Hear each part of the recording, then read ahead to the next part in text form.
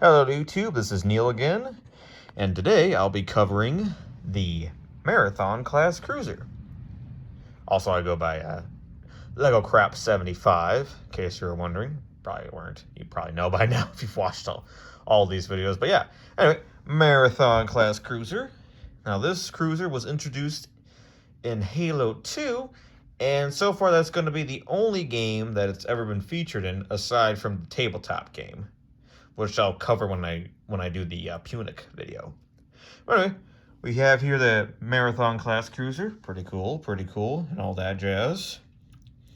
And yeah, this is going to be the first ship of this series that I'm just going to talk about some, I guess not really negative opinions, but more of like a rant of how they've made some of these ships. Especially when they made the remake of Halo 2. Because in the original Halo games, Halo 1, Halo 2, all that stuff, you know, the Pillar Bottom and the Marathon class cruisers didn't really have any outwardly visible guns. They just had MAC guns, and that was it. You know, but, you know, back then they didn't really... Why are they going to waste the budget on a spaceship that's only going to be seen once throughout the entire game? Or like in the first mission of the whole game, and that's it. So, you know... Yeah, they just really didn't bother. But, yeah, but when they made the remake, though, they added, like, no guns. They just made it look prettier. You know? And it's like, these are large starships. I mean, look at those buildings in the background there. Look at New York back there. And look at this thing. I mean, holy heckhole, man. Like, come on. So, with my rendition of the ship, I added actual flip-flapping turrets to it. Because that makes sense. Also, in the lore, this is considered a heavy cruiser. And traditionally in, like, the real Navy or, like, in water-based ships that we have in real life, heavy cruisers don't really have that much more armor. They tend to sometimes. A little bit stronger or thicker armor than light cruisers. But where the heavy part comes is the cannon armament. And so I've added, like, 3 of these triple turrets here. They're going to be the same turrets that I have on the Punic. Because, you know, again, another ship from the Halo series that just, like, should have guns on it, but doesn't. So, you know, I improved it, in my opinion. So, yeah, I got, like, 3 of these. They are supposed to represent breakwater turrets. Like, micro-MAC guns, or, like, they're, like, half the length of a MAC gun you would find on a frigate. So I decided to make those turrets. And, you know... to make this ship properly armed with armaments, you know. Still, it's not going to hold up well against a Covenant ship, but, you know, that's how the lore is. And that just makes sense because of how well the Covenant ships are designed and whatnot, and how advanced they are and all that jazz. But, yeah, so I added these turrets. You can see over there, the other one there. Yada bing, bada boom, all that jazz. I really got to stop doing that. Oh, well, but, yeah. And on the model themselves, they actually... pivot and whatnot, because, you know, I want to make them cool. The turret barrels go up and down and all that jazz. Now, back here we have the engines. Now, the Marathon in the lore, the Marathon class cruiser is actually technically faster than the Halcyon class cruisers. And, you know, despite that, they still have less engines. I guess just symbolizes that it's just a better cruiser overall.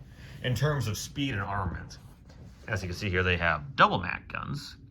I also added these little turrets here, little MAC turrets there as well, just to, you know, flush it out with, like, both primary and secondary weapons, or in this case, secondary being the turrets here, and the little turrets here, tertiary, and then the main guns being the MAC guns, if we're, you know, I think that's how you would go about it, but, you know, either way.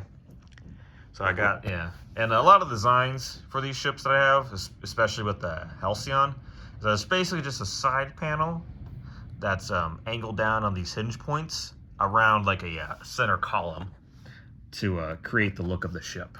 Let's straighten that a little bit. In case you're wondering how I built these, and if you want to give it a whack at it before I make the instructions, go for it, man. I won't stop you. And I'll be there in supportive fashion all the way through. Down here we got the little, oh my goodness. Words are failing me. We got the bridge there with these little pokey prongs things. I'm not really sure what they're supposed to be, but they were on the original ship, so I had to put them on there. Let me just lift this. This one's a little bit, not really precarious, but it kind of feels that way with how it angles down, as you can see there. It's all its glory. Let me just, hold on. All right, I'm just gonna put you on the floor real quick. Ha! There we go. And as you can see here, it is also an absolute unit compared to these frick-frack and skyscrapers. Here I can show you the underside. Some armor plating there on the underside of the engines. More mini turrets. That divot there, as well as that part there. I kind of designed this as like a little ship launching point. Because, you know, I feel like that would be a proper place for ships to launch out of the bigger ship. But, you know, it's just my opinion. Got some side light pieces there as well. And yeah, that's the not the real, but the physical version I have of the Marathon class cruiser. New York set there as a size comparison. And now I shall show you the digital one I have built. And once again, viewing the floor, and partially my shoe. Doing that more so as I try to open this, which I should have done prior, but oh well. There we go. Aha! And here we have the Marathon in the digital program. And as you can see, there's some immediate improvements. One, it's actually flat and not like... I gotta stop saying like that. Ugh. Anyway. Lot of smooth parts I've incorporated to make it look more like a ship, or just more realistic. You know, all that stuff. So yeah, nice and cool. Should probably cover up these parts a bit more as well, but we'll get to that when I make instructions for the ship. And the underside, and as well as the paneling here, I actually redesigned because this makes it look better, as well as the smoothing part made it easier to do that. Turrets basically stayed the same, just flat out. But yeah, I improved this, made this a bit narrower, but still kept its original look, as well as the plating here and, you know, plating there, all that fun stuff. And the engines kind of stay the same, as well as the design. These, I'm not sure if this is a legal building technique, but it works in the program, so I'm going to consider it legal, you know what I mean? You know, just plug those in there with those plates, or pins, I should say. And on the actual one, they kind of pushed in further. The digital one didn't work that well, but when I make instructions, I'll just tell you, just push it all the way in there, like a ham-fisted person of some kind. And also on this one, I had like little plates that socketed in here to cover this up, but you know, of course, the digital program does not like these parts for some reason, or doesn't like them being modified that way, so I didn't bother, left them hollow. Oh well. And yeah, pretty cool. Got the top design there as well, all that jazz there. Of course, I got all the little turrets here and there, as well as their little antler, or not antler, but antenna turrets. So all the double Mac guns, of course. And yeah, this was actually pretty simple to...